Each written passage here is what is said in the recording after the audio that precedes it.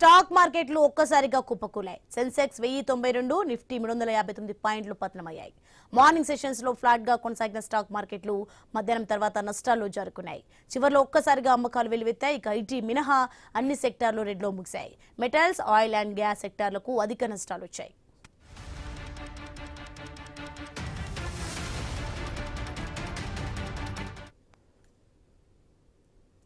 Stock market సంబంధించి మనకి market analysis ప్రభు గారు జాయిన్ అవుతున్నారు ఫోన్ కాల్లో.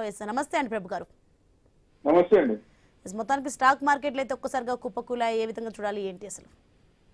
అంటే యాక్చువల్గా ఏం అంత ప్రాబ్లం ఏం లేదు. US Iran piece deal uncertainty కొంచెం ఉంది.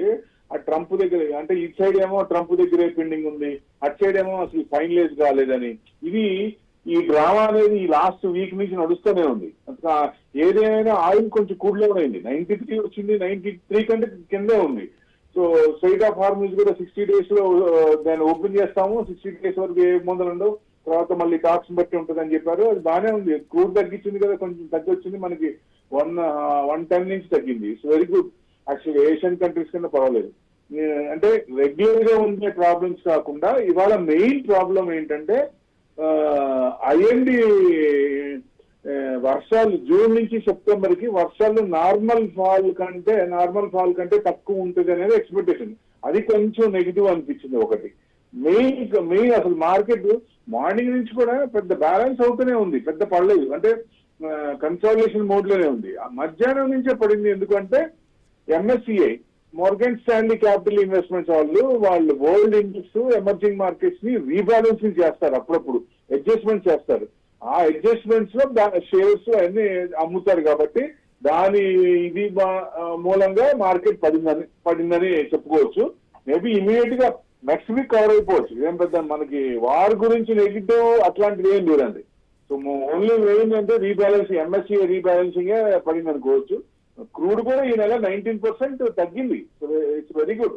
పై నుంచి కూడా తగ్గింది. కన్సర్న్స్ అంటే గ్లోబల్ డిమాండ్ ఇదైంది, తర్వాత జియోపొలిటికల్ టెన్షన్స్ కొంచెం ఈజీ అయినాయి.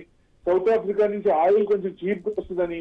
సో మిడిల్ ఈస్ట్ టెన్షన్స్ కొంచెం ఇదవుతాయి. వీక్ రిఫైనరీ మార్జిన్స్ అంటే కొంచెం ఇదైనా వీక్ రిఫైనరీ మార్జిన్స్ ఉంటాయి.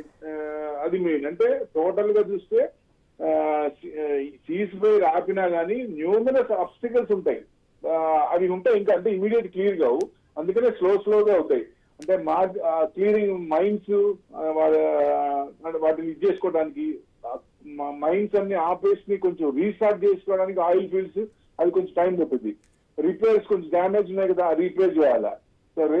అది నార్మల్ స్టేజ్ కి రావాలంటే కొంచెం టైం పడుతుంది. అది కార్గో కూడా నార్మల్ స్టేజ్ రావాలంటే ఇది అవుతుంది. ఎందుకంటే మైన్స్ దగ్గర ఇప్పుడు హార్మోన్స్ దగ్గర బాంబులు కూడా పెట్టారు, ఆ బాంబులు కూడా తీశారు కదా. సో ఇవన్నీ ఉన్నాయి, కొంచెం కన్సర్న్స్ ఉన్నాయి. మెయిన్ అంటే పెద్ద నెగిటివ్ ఏం లేదు. క్రూడ్ దిగొచ్చింది బాగా 110 నుంచి 93 బిలో ఉంది.